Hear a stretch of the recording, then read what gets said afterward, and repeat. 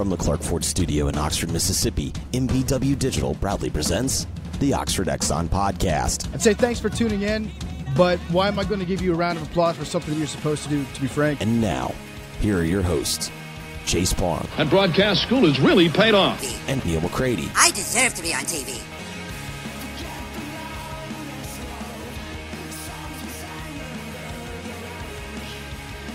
Monday edition of the Oxford Exxon Podcast. Chase Parham, Neal McCready, Clark Ford Studio this morning. Ole Miss, Alabama on Saturday, 6 p.m.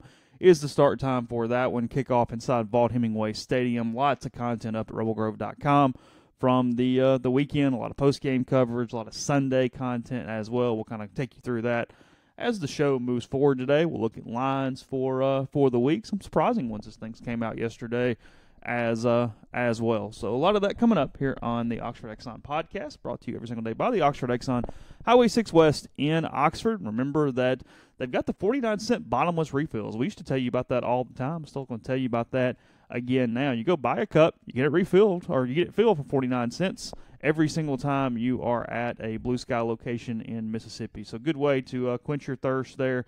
Take advantage of that. And then they also got kickoff specials this weekend. You can get 2 pounds of pork, 12 buns, and 3 sides for $30. You can get a pound of pulled pork, 6 buns for $11, 2 slabs of ribs, and 2 sides for $30. Pretty good value there because that's quart-size sides.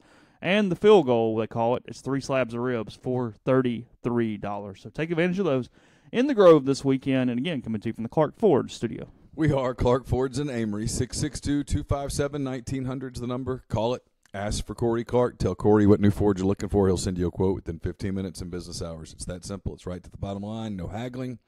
No hassle. You get your quote, and the rest is up to you. You can shop it around, or you can do what I did, which is let Corey and the people at Clark Ford take the hassle out of the everyday car buying experience. You get a great Ford product. You get phenomenal service after the sale. I mean, it's just above and beyond anything I've ever experienced. And they'll take great care of you. Corey wants to be your car guy. He wants to be your truck guy. Give him a chance. Get a quote. Get a couple of quotes. Inquire about a couple of different vehicles. You'll be thrilled that you ultimately decide to go with Clark Ford, and will make you even happier. Tell Corey near the end of your deal that you heard about Clark Ford on our podcast. You can mention any of our family of podcasts, and you'll save $500 off the bottom line. Clark Ford in Amory, 662-257-1900. So for me, football season lasted about an hour and 40 minutes yesterday, something like that. That was fun. I thought about you. So Carson had soccer in Memphis in the rain yesterday morning, and I drove him up there, and his game was at 11:30. They finished about 12:45. We got in the car and drove back, and I asked Siri who was winning the New Orleans Saints game, fully anticipating hearing that the Saints were up, and it was like 31-17 down. I was like, what the?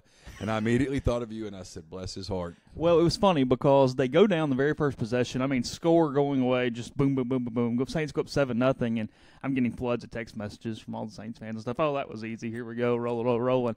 And then the very first play or second play for the Bucs, Marcus Williams blows a coverage. Heard that name before.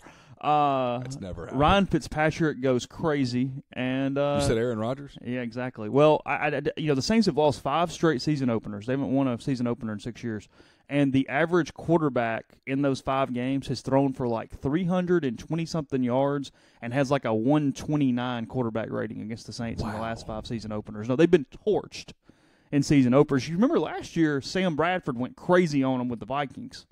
And they went 0-1. And then lost to New England. They were actually 0-2 last year as well. I mean, they play Cleveland next week. If they lose that one, I might just really, really give up. But Cleveland's undefeated. They have their best record since 2004 after 1 week, and they are a tie. They have not won a game since 2004 in the opening week. It was. I told somebody last night, I said, at one point the Bucs were up 48-24, and had you given me that score and said, okay, just pick the team that's going to be winning, I would have lost my entire mortgage. Because I would have thought there's no way in the world the Saints are down in the Dome 48-24 at some point to Ryan Fitzpatrick. But then they do what they do. They piss me off. They come back, make it a game. Because you're giving up, and then they come back. Well, they and did the same thing in the playoff game last year. Yeah. I was done. I had quit. Yeah. I was cussing to myself and moving on with my day. And so they get down 48-40, and all they have to do to get the ball back is stop Ryan Fitzpatrick on a scramble. He's not fleet of foot. And it was 3rd and like 16 He or gets something. whatever it is, and he converts it, and then that was the game, and I thought, okay. Yeah, I saw that. The only thing more painful would have been actually scoring and then missing the 2-point conversion at that point, losing 48-46. Because even overtime doesn't bother you as bad for the loss as 48-46 with a 2-point conversion. That would suck. Yeah, that'd be really, really bad. But, yeah, if you're Drew Brees today, you scored 40 points in the season opener and lost by a touchdown and a 2-point conversion yesterday in the opener to a backup quarterback. Hey, look, Jameis Winston is not getting Wally pipped. It was the Saints secondary, guys. Come on.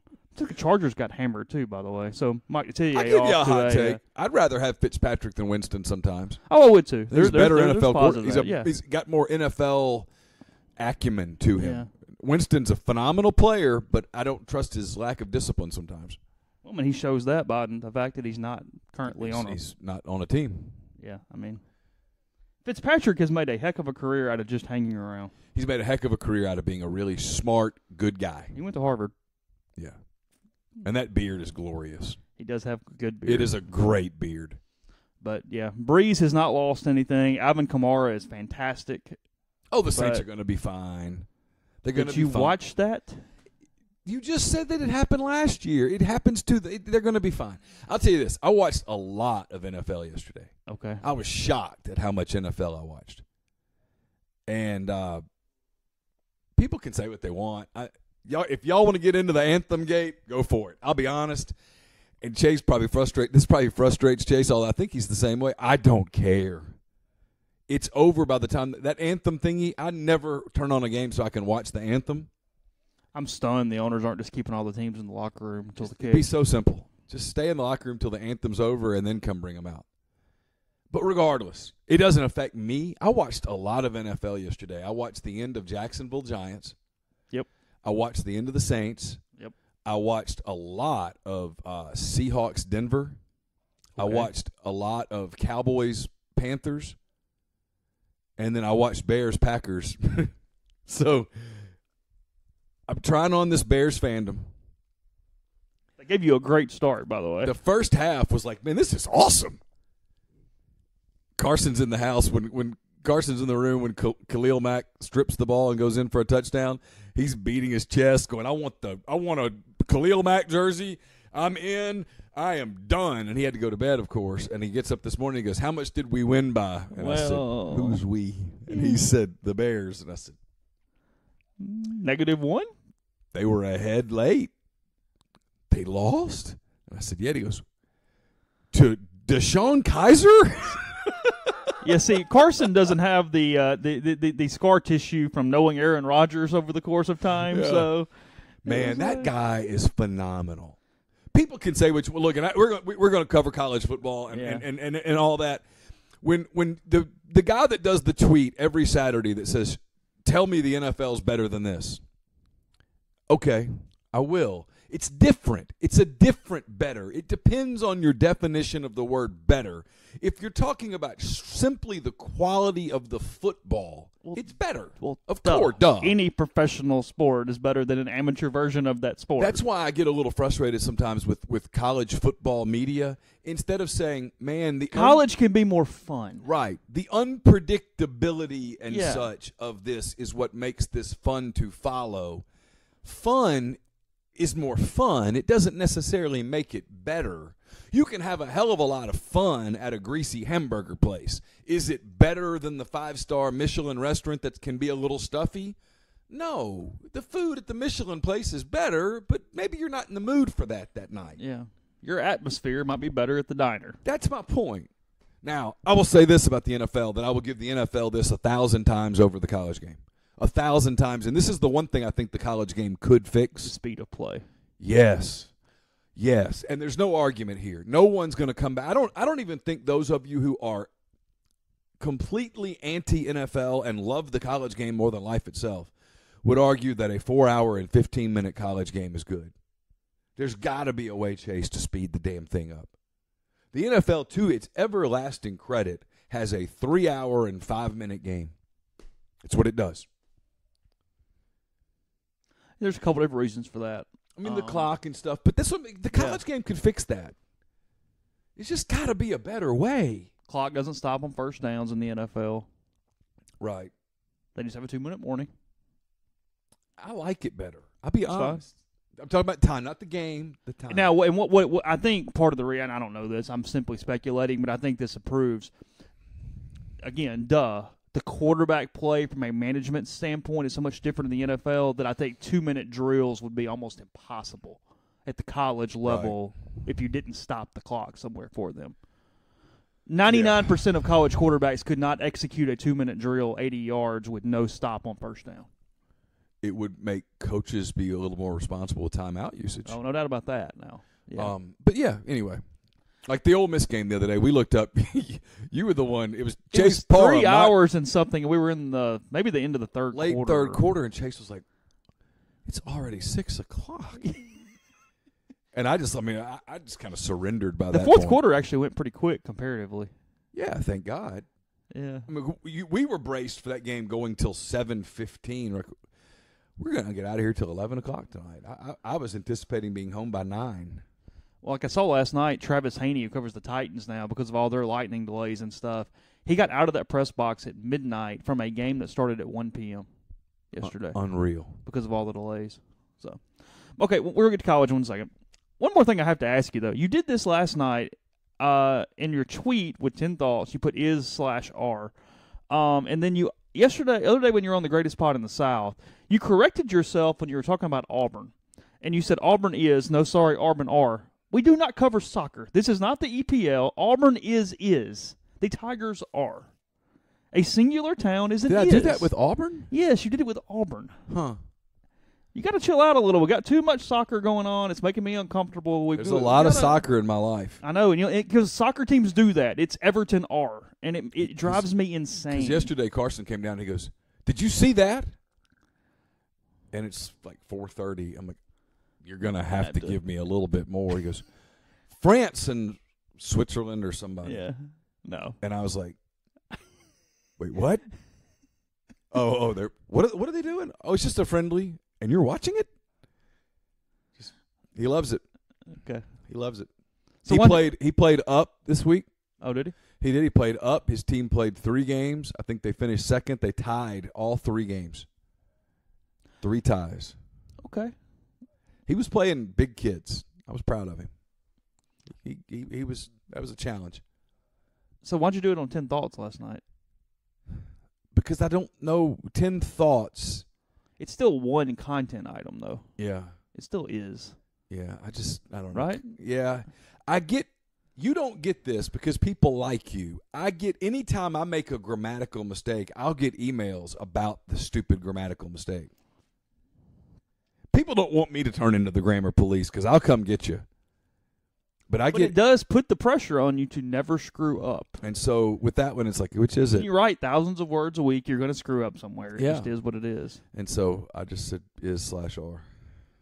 What's the one you screw up that you have to really be careful about? Effect a lot. See, I get that one right. I don't have a problem with that. I don't have issues there, and I don't have issues with who and whom like a lot of people do. No, I don't have that one either.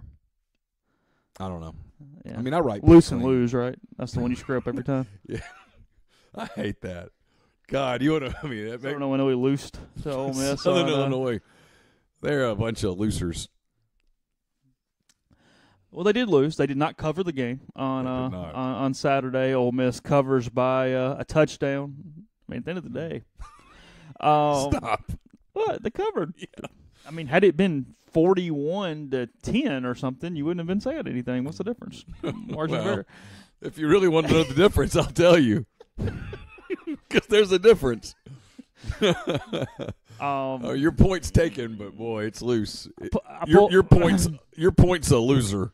I pulled up Pro Football Focus this morning, our partnership with Rivals.com and them.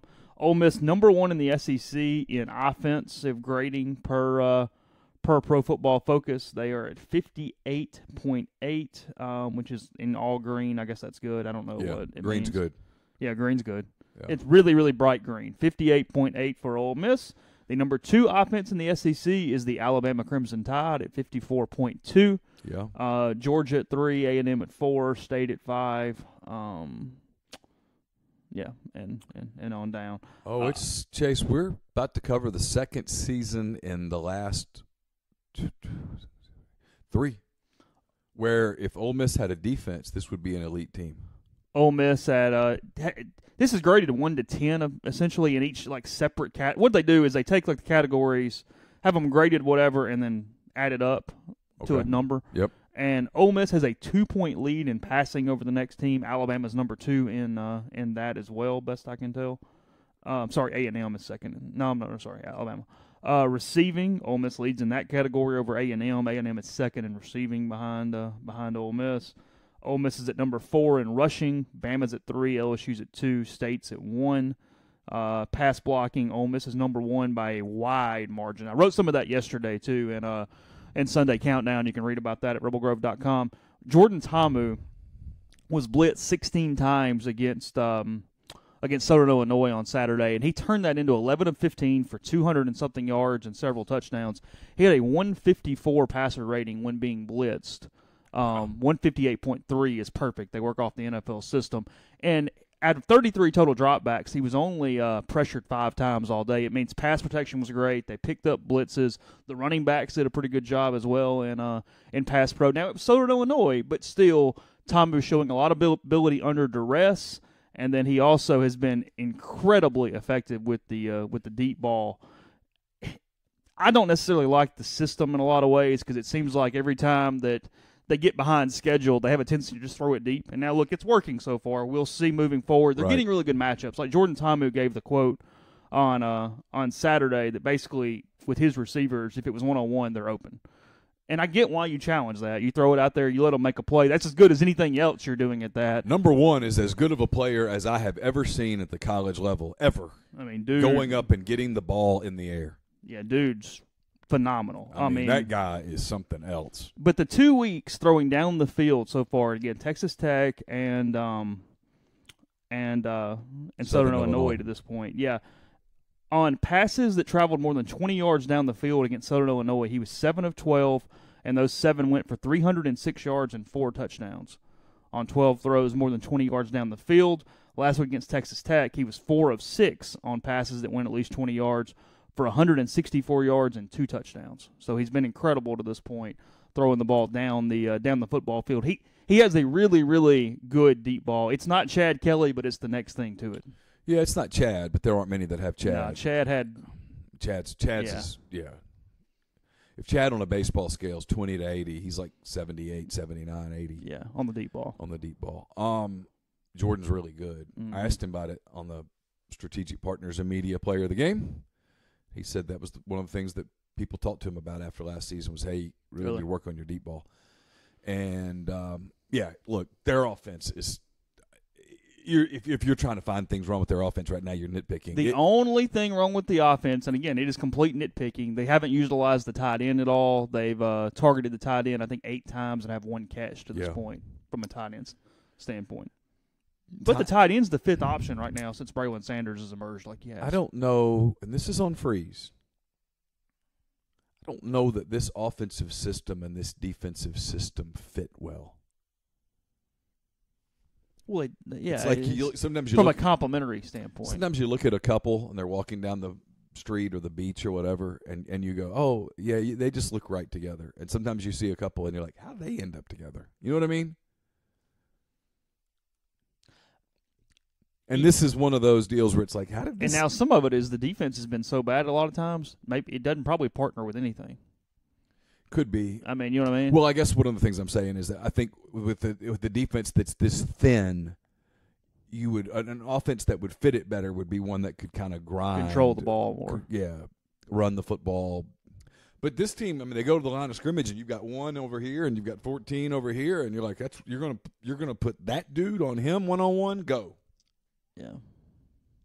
And again, A.J. Brown in the air is just unbelievable. And DK Metcalf's damn good at it too. But Brown blows me away. I mean, he's exceptional. And DeMarcus Lodge didn't play Saturday. No. Braylon Sanders. But Braylon went for fantastic. 4 and 133. He was fantastic. And Jordan's been terrific. Jordan fits this offense. And let's give Phil Longo some credit. This is a really good offensive scheme. They're very difficult to defend. I'm up there trying to kind of predict plays, and I don't get it right much. No, they're good. And I watch them a lot. Yeah. Big Nail's done a great job with that offensive front. Peeler's done a great job with the receivers. There's a leadership throughout that offense that you see. The left tackle's elite. I think the center is a damn good player. I don't care what Rawlings. Sorry, say Evan Swindle. I've covered Ole Miss too long. Sean Rawlings, I think he's really good. I know maybe some of the numbers don't always bear it out, but what he gives you from a leadership standpoint, a consistency standpoint, to me is invaluable. I thought Javon Patterson's played well so far this year. I just think they've been good up front.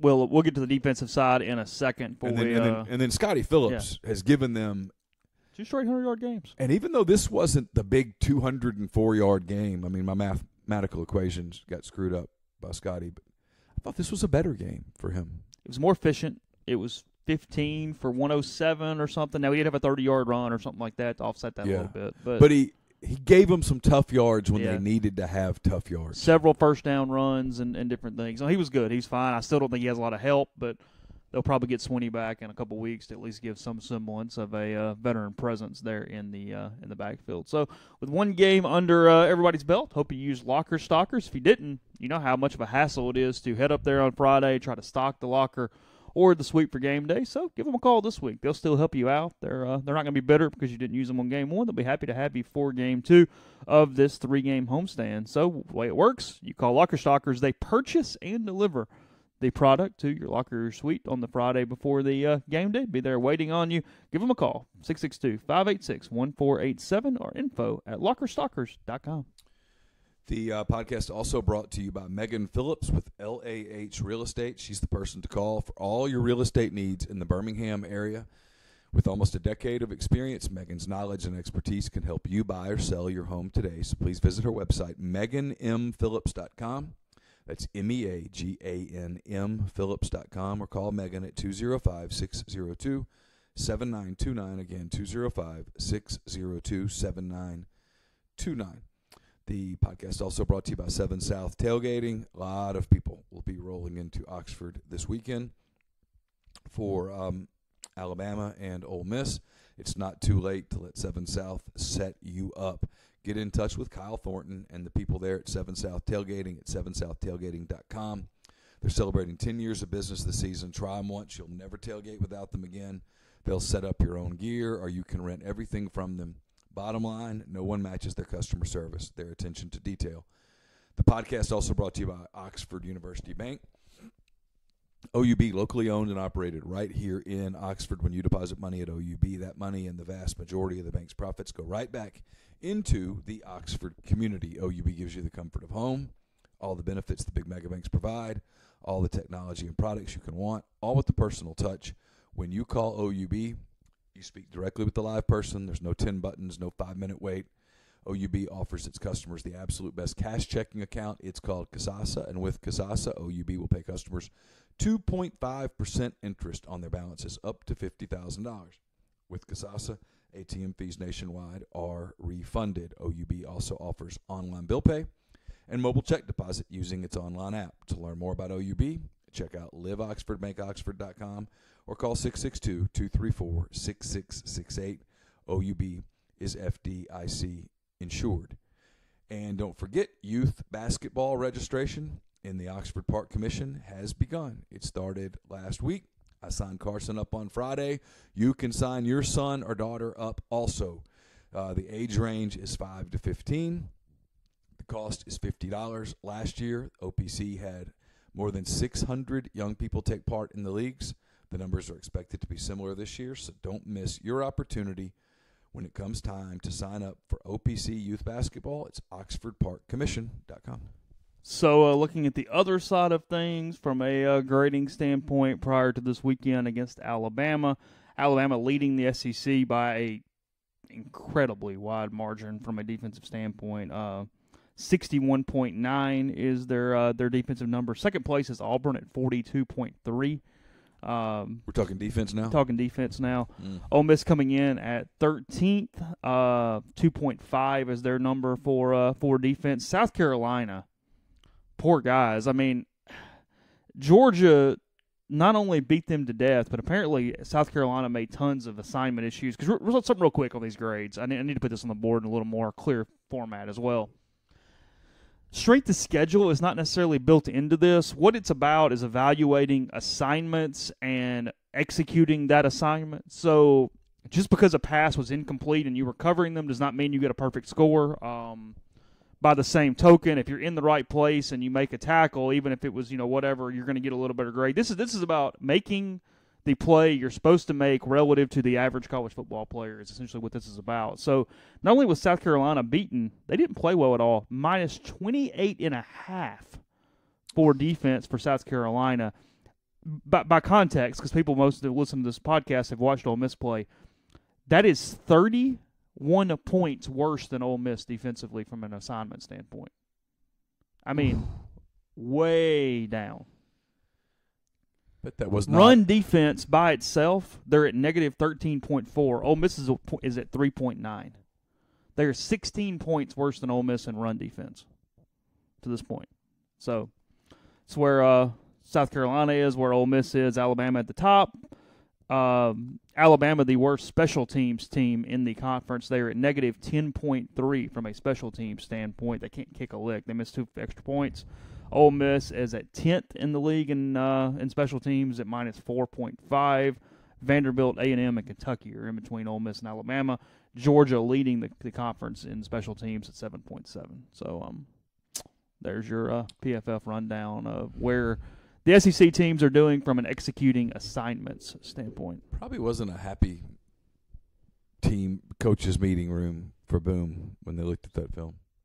Oh, dude, if it's that bad, means you're out of. Because what it does is it shows you're a little out of place anyway, and then because of the level of competition, that becomes a catastrophic play because they take it the distance or they turn it into some max gain. Whereas, they probably have played very similar to Ole Miss. Ole Miss has just played Tech and Southern Illinois that didn't have the team speed to turn that 4-yard gain into that 16-yard gain. You know what I mean? Yeah. So then you end up losing things on the next level too. You're telling me it can get worse? Well, I mean, Southern Illinois was not a Power 5 opponent, no. I can tell you that. Okay. The first half, most yards given up by an SEC team against an FCS team in conference history. Yeah, but the conference is not that old. 386. It's a young conference. Well, if you compare it to it is relative to America. Well, if you compare the conference to like La Liga or the English Premier League or something, it's very young. SEC was what, 19? It's a baby. 34? Yeah, not enough of a sample size to do things like that yet. Don't think so. I thought they really got a lot. I mean, I thought they really got a lot better in the second half, Chase. I thought there was really got in that locker room and fixed it. Well, to their credit, I will say this. Give Matt Luke credit here. He admitted they didn't change anything scheme-wise, that it wasn't some eureka moment. When it had been really easy to be coach speak and do that, he resisted. I give him credit for that. Because I read a lot into that comment. Yeah, that was a shot across the bow. There's a lot of spin coming today, boys. I mean, that's my opinion. There's a lot of spin coming. Bottom line is you can't play that way. And if you wait till halftime to fix it against Alabama, what's the kid, Mac? What's his name? The quarterback that Ole Miss. Mac Jones. We're going to see a lot of Mac Jones on Saturday, if that's the case.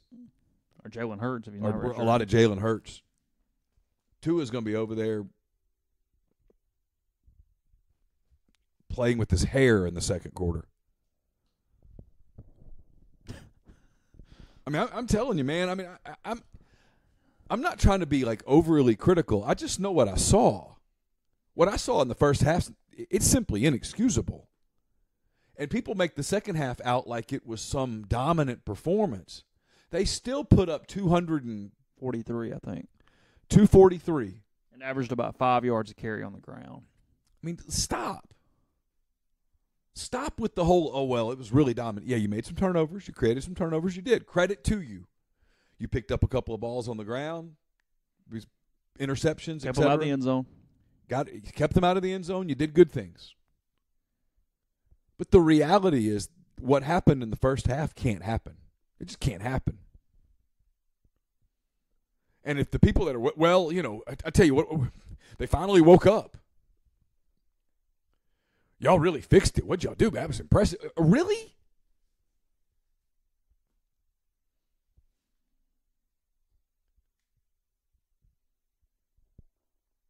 It just – sometimes the spin on this beat blows me away. I've never been around – and I've covered Alabama and Auburn, man. I've never been around so much spin.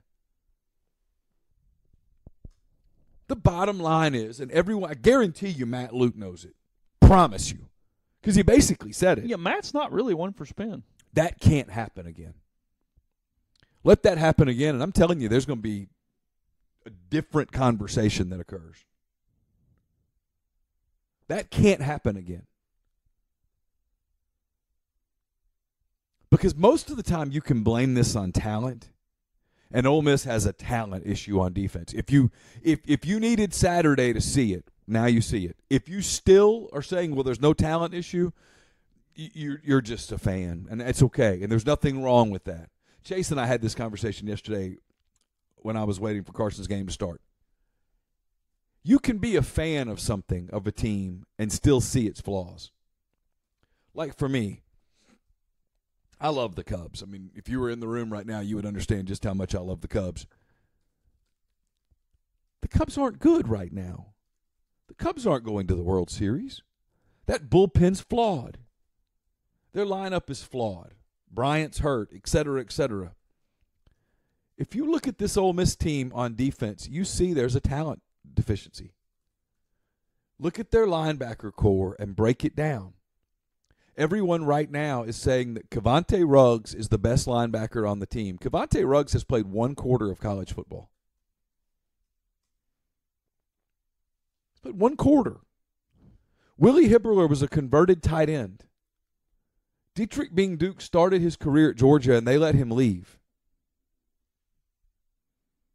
Jaquez Jones looks good. He's a true freshman. Jaquez Jones graded out as the highest Ole Miss player on Saturday by 5 points.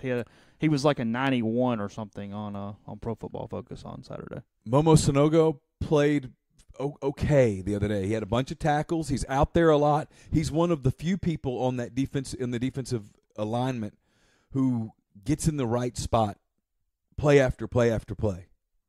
But he's not the most athletic linebacker. Josh Clark's not even on the field. Zy Baker got exposed in space Saturday. He just did. That was not Tua Tagovailoa playing quarterback. Nothing against the young man who was playing quarterback for Southern Illinois, but he's not playing in the NFL. Is that fair? Well, yeah, of course. I mean, he's a nice player. He did some good things, but he also floated balls. They haven't played a good quarterback yet. And good quarterbacks are coming. One's coming in 5 days. Hell, 2 are coming in 5 days. But Tua Tagovailoa is the deal. You really like him. I love him. I think 2 of the 3 best, well, it's a really good quarterback league. 2 of the 4 best quarterbacks in the league will be on the field Saturday. Yeah. I love Locke. Locke is great. And Stidham's a really good quarterback. Yeah, Stidham is not the other guys. He's a step down. There's something about him that just keeps me from going, it's something. To me, Locke's the best quarterback in the league. And then Tagovailoa and Ta'amu are right there. A step down from Locke. Locke's special. Well, you watch NFL on Sunday, and you could see Drew Lock playing in the NFL quickly. But there's a lot of good quarterbacks in the league. The kid at Texas A&M was terrific the other night. Mond. Yeah. He was really good. Whatever. There's good quarterbacks in the league. But Tua Tagovailoa is a difference maker. He can hurt you with his arm, with his feet. He's very accurate. And he competes. And they're going to look at that film, man, and they're going to come after that linebacker core Saturday.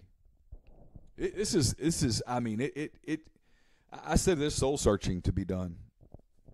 And you have to play a level of perfect on defense on Saturday to have a chance. And I don't know that this group's capable of that. Just got to have You gotta have havoc play after havoc play after havoc play.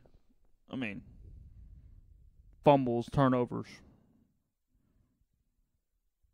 balls knocked to the ground, that kind of thing. So let's get into the lines for the week here in a second as we move forward on the show. By the way, you see Boston College is averaging like 600 yards total offense. I thought they were the team that just plodded along. They must have something different going on. I saw that. I have not seen that. Yeah, I just happened to notice that yesterday. All right, looking at lines for the week. Kentucky plays Murray State. So Kentucky got the win. Look at the Wildcats. I was happy for them. I really was. I was happy for I was Mark happy Stoops. for them. I will say this, though. We discuss this all the time. People roll their eyes because I've said this every single week. If you're watching a game, you automatically are going to pull for somebody. Just not giving a crap, but just there's somebody you'd Human rather nature win. Yeah. You're going picks a favorite. Maybe it's a helmet. I mean, whatever. You're going to Yeah. like one team over the other. I was pulling for Florida. I was pulling for Dan Mullen on Saturday. Why? I don't know. I just great. was kind of like, I kind of like to see Dan win this one. Like something about him at Florida, I just feel like fits where he sort of becomes kind of likable. Well, he looks so happy. Yeah, I mean, it was just sort of, and I mean, maybe it makes me a bad person. I kind of liked that streak, like of them never winning. So I thought, let's just let this continue. This is fun. I like the fact that Kentucky has not beaten Florida since Top Gun was in the theaters. Well, when they came back and scored, Florida did, and made it a one-score game. Because those butts were so tight right there for yeah. Kentucky. Yeah. The entire crowd's going, is there a way in the world? Because like Kyle Tucker that covers Kentucky for somebody now, I don't know, because Texas Country died. I don't know, somebody. Whatever. He was like, this would be the worst one, right? It's like, yes. If Florida goes down with that dude at quarterback and scores in the last 15 seconds or something, this would be the worst one. You are correct. The Mississippi State fans so angry at Dan Mullen. Man, Turn you your guys program. You guys are petty as hell. You guys are the literal worst on this. That dude took over your absolutely dormant, wrecked program. It was State was a non-factor. Dan Mullen took it over, essentially dominated Ole Miss early on, ended up with a really good record. Took you to one bowl game after another, after another, after another. Ran Houston Nutt out of the state. Outlasted Hugh Freeze. Likely came up with the scheme that put Ole Miss on massive probation. And stayed almost a decade before he left. And you're mad at him for leaving? Petty. So petty. That guy checked every box you have for the better part of a decade. He checked every box you've got. He got Ole Miss to, at least in the beginning, became a caricature just for your benefit. For your benefit. Because if you think he cared. Might have cared later. Didn't care at the beginning. Cared later. But he got Ole Miss. I absolutely think there was a conspiracy, and he was a part of it. And hey, you know what? From his perspective, it was his job. Yeah. And you're being really petty. You are the average to below average looking guy that the supermodel stayed with you for the better part of 9 years and let you take pictures. Like, you got videos at home. I mean, she finally moved on, but she stayed much longer than anyone ever thought she would. And left you in decent shape. She bought you a facelift. She got you all fixed up. You're going to be okay now. You're not going to have to date the girl from the trailer in Pontotoc. You're going to do okay. It's petty. Oh, man, you're so petty. So from that perspective, I kind of hated to see Florida lose, too. The pettiness of that game coming up in Starkville is going to be so bad. I mean, I get some situations are reversed here. But in some ways, this is almost kind of like Wozniacki continuing to be really pissed off at Rory after this amount of time. Yeah. He put you on the map. Now, you got him in shape. I'll give you credit. Yeah. But and Dan needed state. There was a cumulative deal there. But he did his part. Yeah. You got your money's worth out of Dan Mullen at Mississippi State. Yeah. He got Ole Miss on probation. He did it. It's like a really socially acceptable Jackie Sherrill all these years later. I mean, from a state perspective, when he shows up for that game in Starkville, you should do a video tribute. You should put his name in your ring of honor or whatever it is that you have. I'm totally serious. There should be, ladies and gentlemen, Dan Mullen and 55,000 cowbells ringing for about 2 minutes. I am completely serious. Anything less than that is petty as hell. Honor the man for what he did for your program. You know they're not. Oh, no. They're going to boo him, and they're going to win the game, State is, and they're going to treat him like crap because they're pissed off that he left. And if Dan's smart, he's going to go, I built that over there. That's what I'm building here. See?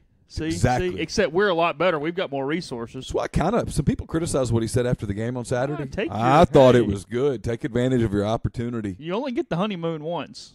When you're the first-year president, you criticize the last president. That's and his the last fault. president knows that's going to happen when he walks out. Yeah, I didn't do this. He did it. He created this mess. He made this mess. This country's never been worse. I mean, it's a wonder. Thank God you elected me. I mean, you should see the dust balls in the corners. Whew. Yeah. Oh, gosh. Anyway. All right, take one quick break. We will get into the lines in a second. Kind of took a little sidetrack there. It's all good, though. Community Mortgage, Oxford, Memphis, Soto County, and Chattanooga. All underwriting and processings in Memphis. You're getting local underwriting. Understands your market. Kind of a big deal there. Also a leader in condo financing in Oxford and the float-down option. 662-234-2704 or JLOWE, JLOWE at communitymtg.com. The podcast is also brought to you by Grenada Nissan. If you're in the market for a Nissan vehicle, look no further than Grenada Nissan. They have a complete selection of new and previously owned Nissan vehicles, great lease deals as well. Go in, test drive one today. Tell Gene and Sandy that you heard about it here on the podcast. You heard about it at rebelgrove.com. You'll get Rebel savings on top of the already great deals at Grenada Nissan. It's GrenadaNissanUSA.com. If you happened to go to rebelgrove.com in the last, 12, 14 hours, there's a lot of content up. Chase had a big Sunday thing. Russell had a big Sunday thing. I had a big Sunday thing. It's called 10 Weekend Thoughts. It's sponsored by Harry Alexander. Harry is an Oxford-based RE/MAX Legacy Realty agent. He's been in Oxford more than 4 decades. No one knows the residential and condo market in Oxford better than Harry. Go to his site. He'll prove it to you. It's harryalexander.com. Click on the Properties and Neighborhoods tab. Filter through by what you are looking for, and then send him an email. It's ha@harryalexander.com. Real quick. Make 2 freaking leagues if this is a really problem. Kendall Rogers tweeting 30 minutes ago, hearing there's still plenty of momentum toward a paid third assistant in college baseball and softball, but still plenty of ADs out there fighting against it. If you can't afford a freaking third coach, drop the program or go play somewhere else. Amen. Create an A and a B for the NCAA Division I and have 2 playoffs. I'll go further. Yeah. Have an A league and a B league. And the A one has 3 assistants and 20 scholarships. Yes. And then let the B one, seriously, let the B one have a B League College World Series. Yeah, fine. And put it in Little Rock or somewhere. Who cares? And who gives it? It'll be fine.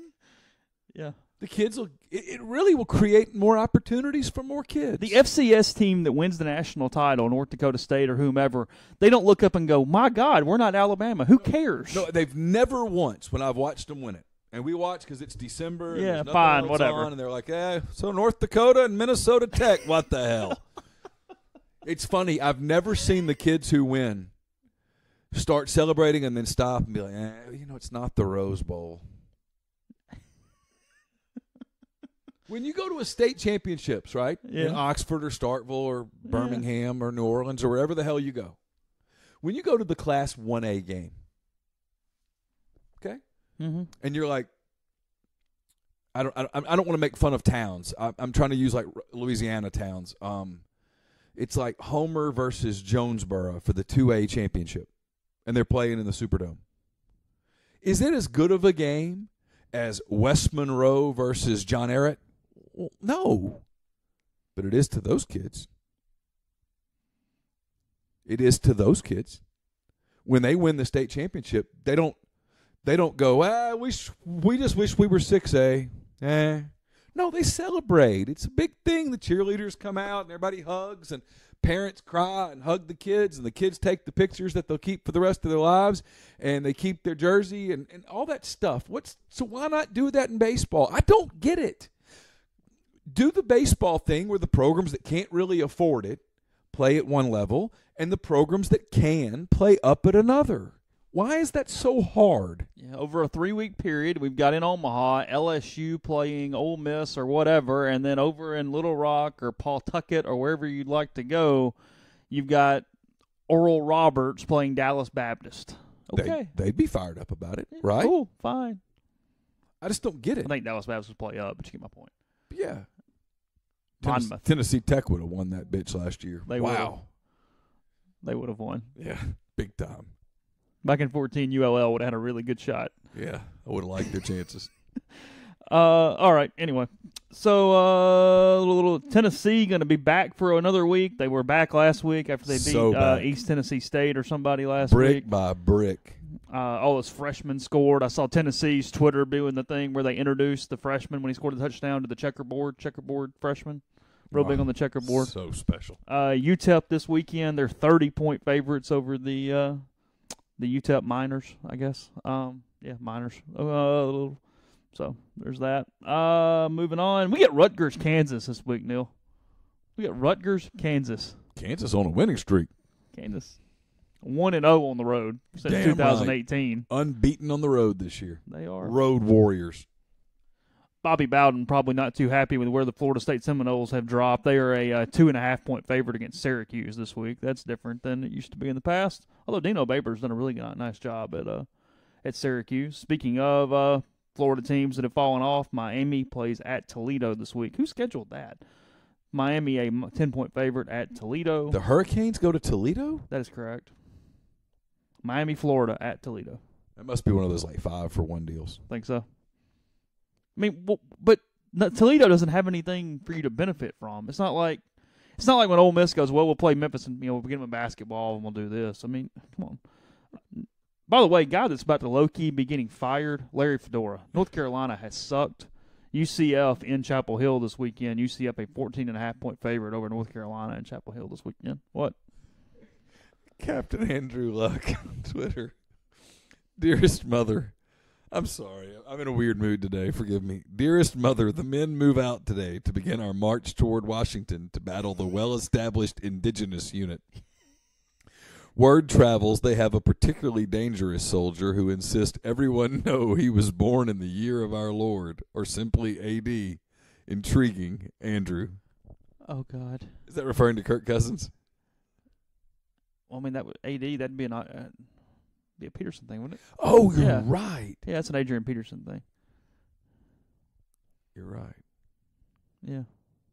Kirk Cousins is in Minnesota. Was damn good yesterday. Alex Smith is in Washington now. That's right. Mr. Smith goes to Washington. That's right. Cousins was really good. Patrick Mahomes was really good in Kansas City yesterday. If Cousins is going to be that good, the Vikings are going to be tough. Yeah. Because they're really good on defense. Good division there. Bears, Lions are okay. Packers, Vikings. Good division. But anyway. I'm sorry. You're I good. interrupted. I can't help it. I'm in a weird mood. Vanderbilt on the road, the 2-0 Commodores after 2 blowouts. South Bend, Indiana this weekend. Vanderbilt at Notre Dame this weekend. What do you think the line is? Vanderbilt at Notre Dame. I would say Notre Dame is a 12.5-point favorite. Add a couple to it. Notre Dame minus 14.5 against the Vanderbilt Commodores this weekend. You know, it's interesting. I've heard some interesting things about Vanderbilt. I haven't seen them, but I've talked to people who have.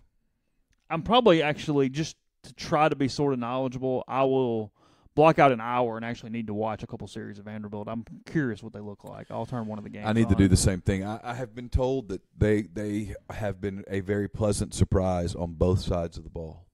LSU at Auburn, the other big game in the SEC this week. That is on the Plains. That starts at 2:30. I'm assuming CBS. Yep. The line is Auburn minus 5.5. You're going to need to double that. The Auburn Tigers are a 10-point favorite against the LSU Tigers on Saturday. I'm going to go ahead and tell you that I'm really inclined to lay those. It feels like a lay to me too, but we'll see. I'm going to take a couple days for that one, let it marinate. Feels like a lay, huh? Yeah, it does. Yeah. Duke, big win against Northwestern last week. David Cutcliffe and those guys. Cheated. Talk about some line movement here. They're at Baylor this weekend. Okay. They opened as a 4-point Duke's quarterback's out. That's what it is.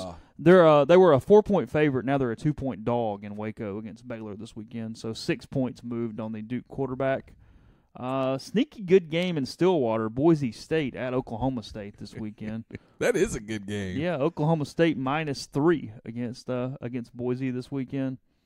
I like Gundy. I can't help it. You do kind of like Gundy. Did you see the thing with the smoothie? I put it in 10 thoughts. That's great. Add some vodka to this. West Virginia is a 3-point favorite over North Carolina State this weekend in Raleigh. This thing actually opened the other way. This thing opened with NC State -3 against West Virginia. Now West Virginia a -3.5. I don't know if an injury happened there or what, but either way, I would have taken West Virginia and taken Will Grier even on the road for that game.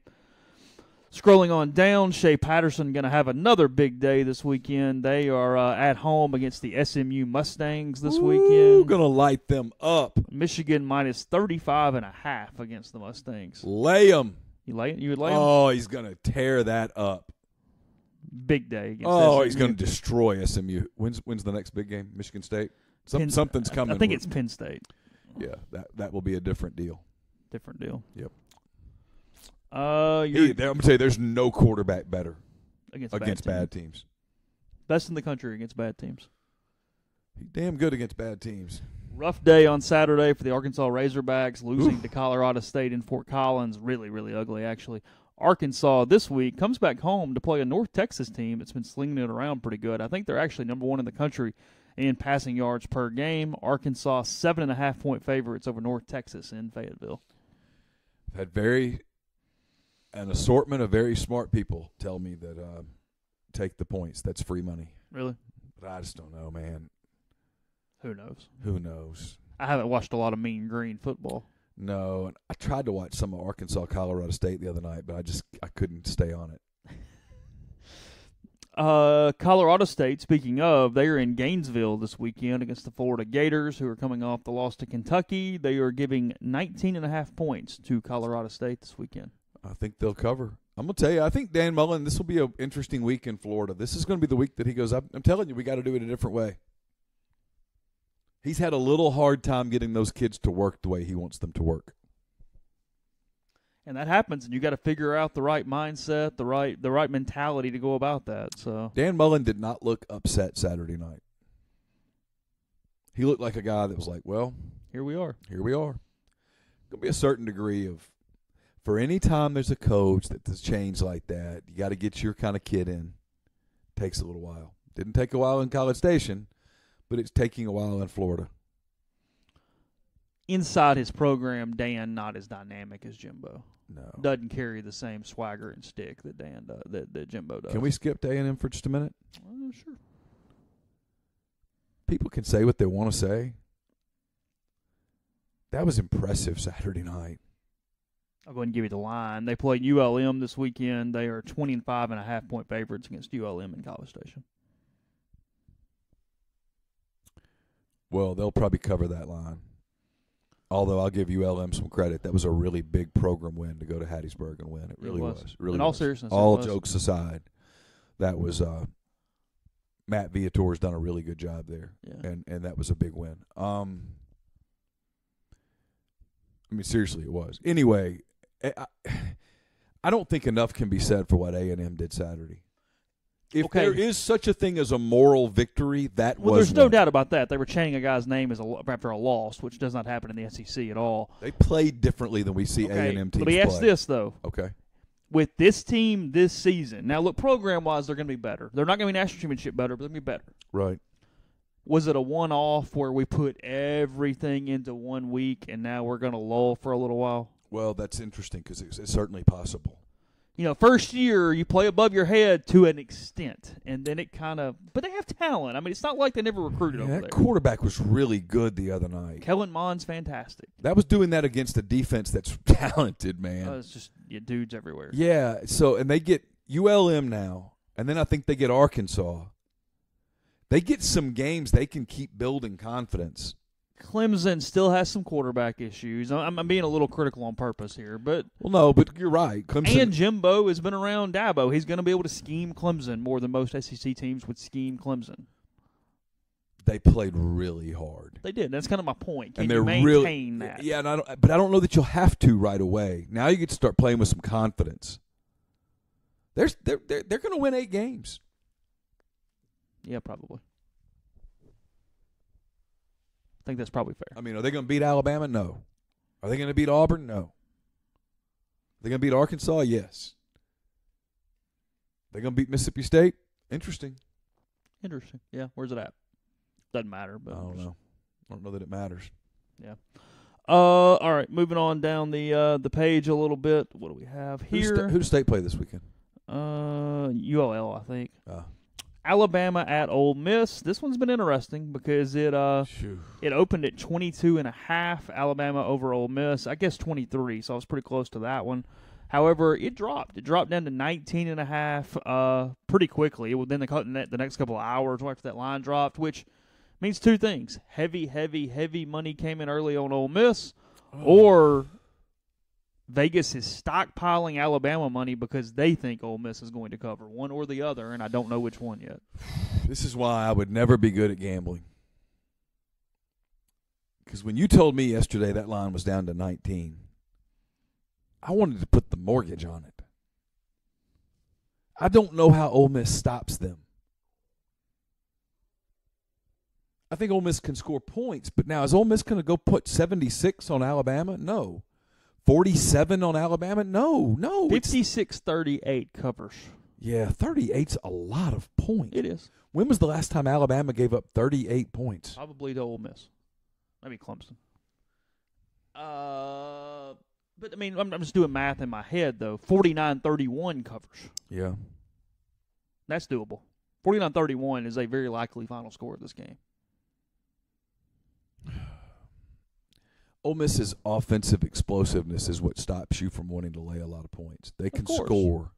I just question. Here's my question. If you tell me Ole Miss plays above its head on Saturday, I buy it, which means the defense is 2 ticks better. Is that enough to do something? You know what I mean? That's the problem you have with this game from a line standpoint. Well, I do think they'll play better. They will. Because they're going to get their manhood challenged all week. Yeah. And McGriff knows he does that 2 or 3 more times, he's out of a job. I mean, realistically, right? Yeah, that's unacceptable. I mean, you can't keep doing that. Yeah, I'm not betting anything on it. I can tell you, number one, because I'm covering the game, and that would be unethical as hell. But it's not like Pete Rose. You're not changing the outcome. No, but you know what I mean. Listen. It starts impacting how you write, and what you say, and. Bloodbath in Athens this weekend. The Georgia Bulldogs hosting the Middle Tennessee Blue Raiders on Saturday. What's that line, about 47 points? It's only 31. Ooh. Vandy beat Middle by almost that. Yeah, they did. 35-7. Georgia, man. It was methodical Saturday. It was methodical. It said a lot about both teams on Saturday, I think. We joke about it. That is Alabama East. More and more by the day. Yep. ULL at Mississippi State on Saturday. State giving pretty much the same number. 31.5 is the line for that one. So I sat in Tallahatchie Gourmet in New Albany. Yeah. Had a good time in New Albany. I did. Had a nice. Tallahatchie Gourmet is good. The Tanglefoot Trail's a very pleasant walk. It was jog pleasant. Or whatever. I walked It's it a little good. bit. It was nice. I had some coffee. Had a nice 4 hours of solitude in New Albany. People were very, very nice. Every single person I ran into could not have been nicer. Because they didn't speak to you? No, people okay. spoke, said hello. I mean, I was a stranger. That's true. They didn't recognize you. They didn't recognize me. Had somebody say, "Where are you from?" Which means we know everyone here. And you're not one. That's fine. You get into a state point, I assume. Yeah. I watched State and Kansas State. I watched an hour. Okay. The first hour. Yeah. Had to go to New Albany High School to get to Campbell. State dominated them at the line of scrimmage in a way that was difficult to ignore. Beat them at the point of attack, play after play after play. That is their style. It's what I know they got cute. That was a perfect matchup for Mississippi State. An unathletic team on the other side that can't match up with you physically and isn't fast enough to beat you through the air. Yeah. And State got cute a little in the red zone early because I think they wanted to experiment, in my opinion.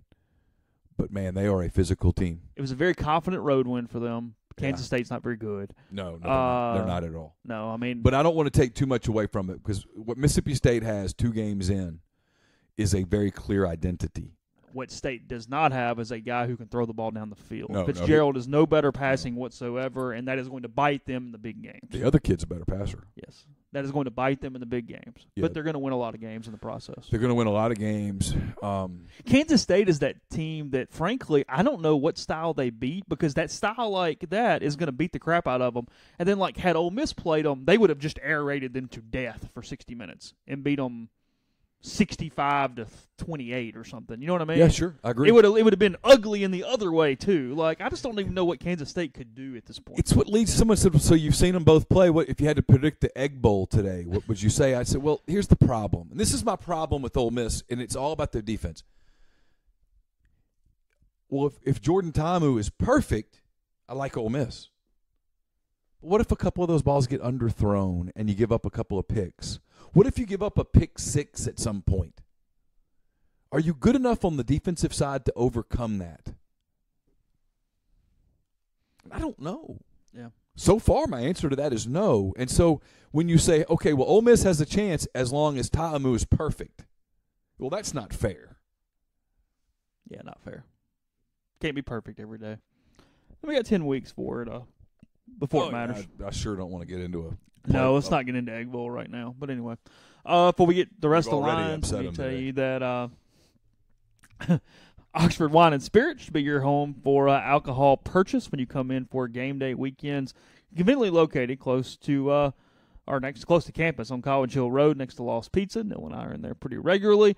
Everyday price is 5% lower than industry standards. And if you're a podcast listener and you go in, you spend $150 or more, 5% off wine, 10% off liquor when you mention the podcast. I got all the Cathead products and everything else you could be looking for. That's Oxford Wine and Spirits next to Lost Pizza on College Hill Road. Guests join us throughout the week on the Billy's Pecans hotline. Go to Billy's Pecans. It's billyspecans.com, BILLIES pecans.com. The product is just fantastic. The cinnamon spice pecans, my favorite. The toasted pecans. They've got all sorts of chocolate pecans, whether it's milk chocolate, dark chocolate, white chocolate, chocolate amaretto, or the decadent chocolate Grand Marnier pecans. Those are all there as well. Cheese Krispies, peanut brittle, peanut pecan brittle. It's just fantastic. Everything there is great. Billy'sPecans.com. Make sure that you tell them that you heard about it on the Oxford Exxon podcast or on the Soft Verbal podcast presented by Billy's Pecans. It's 1-800-624-7404. We've been telling you about Robert Gambrell and Gambrell & Associates for a while. Robert knows that many of the people listening to this podcast will never need a bankruptcy attorney or a Social Security disability attorney. However, many of you may be interested in reviewing your financial situation to consider asset protection. This is a part of what a good bankruptcy attorney does. Many of you have friends or relatives that get into difficult financial situations. Gambrell and Associates helps many people work through their times of hardship, whether that results in filing a bankruptcy petition or working to avoid a bankruptcy filing. Others are primarily worried about their credit score. For those, many times they refer people to Brian McLaurin, another advertiser on the podcast. Sometimes people find the fastest way to rebuild credit is similar to what the Cubs did, the Astros did, tear it down, start over. That can be done for relief, for filing for relief under Chapter 7 to get a fresh start. But whatever your needs are, you, your relatives, or friends can get a free consultation for 1 hour or more to help make your decision for what is best for you. Search for Robert Gambrell on avvo.com or on superlawyers.com, or call him in Oxford, 662-281-8800. Podcast is brought to you by Tyson Drugs. TysonDrugs.com is the website. They have a great app as well. They're located in downtown Holly Springs. 662-252-2321 is the phone number. They deliver wherever you are. They're also now in Oxford as well with G&M Pharmacy on South Lamar, where they deliver local in the Oxford area. Missouri, the Tigers and Drew Lock on the road in West Lafayette, Indiana. Purdue coming off a really bad loss to Eastern Michigan on Saturday. The Eagles, who are usually the worst directional school in Michigan, they beat Purdue. Purdue is a 7.5-point underdog to Missouri this weekend in West Lafayette. Missouri minus 7.5. I like it. Lay 'em. You like Drew Lock in this one. Last year, Purdue beat the crap out of Missouri in Columbia. Yeah, I think it's a different deal. Okay. Big week for Jeff Brom coming off that ball. He blows the close game to Northwestern. Now you look up, and is Northwestern maybe as good as people thought they were? And then, well, yeah, Duke cheated. Oh, Duke cheated. There you go. Well, you hurt Duke's quarterback. Well, that's what we do. We hurt people. We're Northwestern. Marshall at South Carolina this weekend. The Thundering Herd in Columbia for a game that Will Muschamp probably does not want to coach this weekend. Minus 12.5 is the line for this one with Carolina and Marshall. We've already mentioned A&M and ULM. The Battle of Kentucky was Western Kentucky and Louisville this weekend. Louisville looked terrible last week, by the way. What a shame. Yeah, no, I hate that. Could have put Teddy B in last week. We'd have fixed things yesterday. Northwestern minus 21 against Akron this weekend, playing the Zips. Kill them. Last game without Urban Meyer, Ohio State minus 13 in Fort Worth, playing TCU this weekend. Ohio State apparently is really, really good. Are they? Yeah. I've not watched any of it. I haven't either. And the games you will have on TV when you get home on Saturday night, Neil. Oh, my God. We won't get home until... You'll get the second half of a couple of these. Really? We won't get home till midnight. I'm just telling you. Washington at Utah. Okay. Arizona State at San Diego State. Give Arizona State some credit. Low-key good game there. Arizona State minus 3 on the road at San Diego State this weekend. Herm Edwards 2-0. Yeah. I still don't think it's going to work long-term, but 2 weeks. I have my questions, but so far it's looking good. A lot of hot takes on new coaches so far. Herm Edwards is a golden child. Willie Taggart sucks. We're moving on down the list. Now I will say this for Taggart, though. He's got to prove something. I mean, you look at just the resume, it's pretty light. Not much there. We all like him. We all think he's going to recruit well, but from an actual wins and losses, it's pretty bleak other than 1 year. Yeah. They've hired him to recruit at a really elite level. They have. And we'll see whether he does it or not.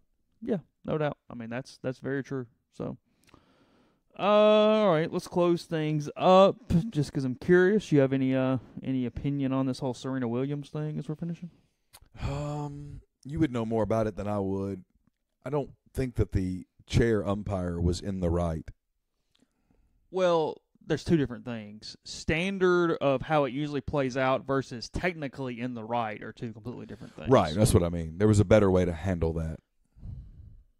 That said, there's no doubt that there's a lot of instances worse than this that have not had a penalty put to it. Right. It's also, just from a media standpoint, one of those keep it real moments, anything at all goes negative towards Serena Williams, and the media is going to blast that situation. And call it racist. Or sexist or right. Whatever. But, Serena, pretty hot-headed. I mean, she was in a U.S. Open a few years ago and told a chair umpire or a line judge she was going to stick a ball down his throat. I mean, That would hurt. It would really, really hurt, yes. But no, fiery. She escalated it much worse than she should have. Now, here's Tennis's problem. Because, look, she first started kind of losing her mind when they gave her a violation for coaching. And, look, well, that's a stupid rule. The coach admitted to coaching. So you can't coach from the stands, right? No, your coach cannot coach you from the stands in tennis. Okay. Stupid, but nonetheless, that is a rule. Do most coaches sort of do it? Yeah, there's some. Stuff? You got to be careful, but yeah. Okay. She escalated it past that point. She demanded an apology. It could have been de-escalated much better than it was. Instead, it was turned into. You got a lot of people that say, "Well, you can't make that call right there." I do get that, but I hate that too. Either it's a penalty or it's not. I hate the situational stuff because it's the one thing I hate about the NBA. Because if it's a penalty, it's not fair to the opponent. It's the one thing I hate about the NBA. Well, it's a foul with 2 minutes left in the first quarter, but it's not a foul. Yeah, so you get that in the NCAA tournament games all the time. They go, well, you can't call that in the last possession. Is it a foul or not? Yeah. I mean, if I can't call it now, don't call it at the beginning either. It's like I've got a couple buddies that drives them crazy when late in games, referees, when they're trying to spot the ball, will run with it. And it's like, well, you don't do that any other time of the game, so suddenly you're really trying to help the offense get in play? I mean, one way or the other. Either run all the time or don't run at all. Right. Just one be or the consistent. other. I'm good with consistency. So, no, it's been – the Serena thing is very complicated for something that shouldn't be complicated. But media looking for any way to use certain hot topics right now is a thing. So speaking of hot topics. Okay. I have no idea what you're doing. You really don't, do you? What did you think of Miss America pageant last night? I did not watch it. I saw that the two Ole Miss students did not make the top 15. One of them, by the way, was actually going to be our intern last year and never responded to a second email. Yeah. Why? I don't know. I'm glad you lost. One of the Ole Miss students that was in the Miss America pageant last night, Christina Williamson, I think was her name. She was one of the people we had approached about an internship last year. Responded the first time, and then when I followed up, I never got another response. I saw her picture yesterday and was like, "Oh, I'll be crap. That is who Blonde? that is." Yeah, that was her. Last year, well, I tell you what, no offense to her because she might have been fantastic. This might have worked out really well. I think actually she might have been the first name given to me the year Chandler did it. So it actually might have worked out really well because Chandler was awesome. But that's what I think. One of the two. Yeah, Chandler was great. Yeah. So that worked out good for us. Yeah. So anyway. She was Miss Tennessee? That sounds right, yeah. Christine Williamson. I was spelling it incorrectly. Yeah, that was her. That's her. I saw that looks apparently no longer matter, which is funny because I still saw 50 Barbie dolls up there. But, come on, guys. Yeah, can we be real for a minute? Miss Arizona next year is not going to be obese up on the stage. She might be a really nice person, but come on. Let's be serious. Well, I am being serious. And I have two daughters. If you're raising your daughter, telling her, or your son for that matter, telling him or her that looks don't matter, that appearances don't matter, you are lying to your child. Of course they matter. Now, is it the end-all, be-all in life? If you're a gorgeous girl, does that mean you're going to absolutely be a success? No. You could be a train wreck. There are examples. There are lots of examples. If you're a great-looking guy, are you necessarily going to become the CEO of a Fortune 500 company? No, you do have to have a certain degree of brain power. But if everything else is even, if it's me and another guy, and we're competing for a job at Coca-Cola. You and Cliff Kingsbury walk into the room. And we've got the same resume and the same skill set.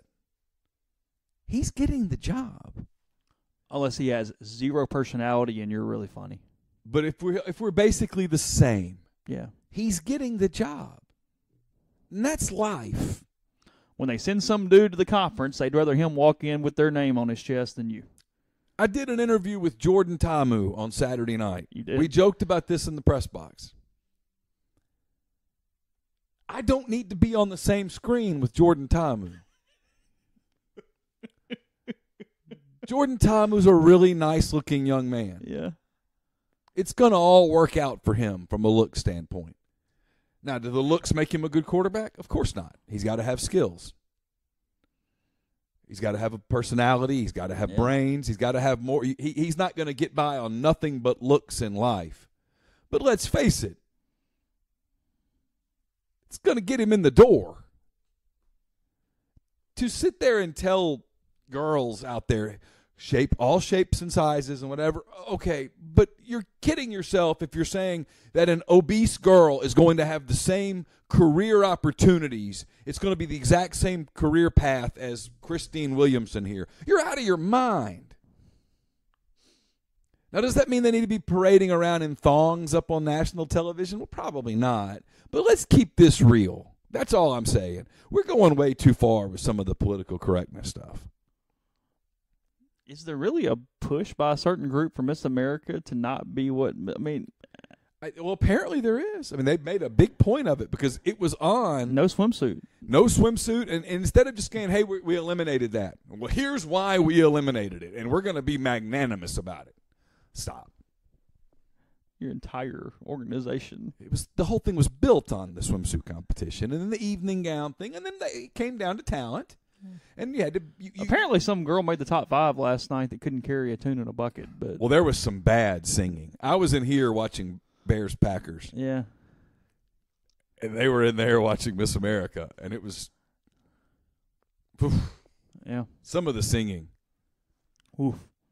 Yeah, I mean, in years past, Laura would have watched Miss America to its conclusion.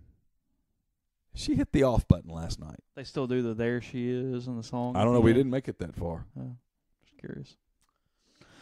All right. Plenty of coverage at rebelgrove.com. Back tomorrow. Your loss, Christine. It Your was. loss. Coverage of Matt Luke today at 11:30. His press conference. Quick hits will be up at rebelgrove.com. Talk to you soon.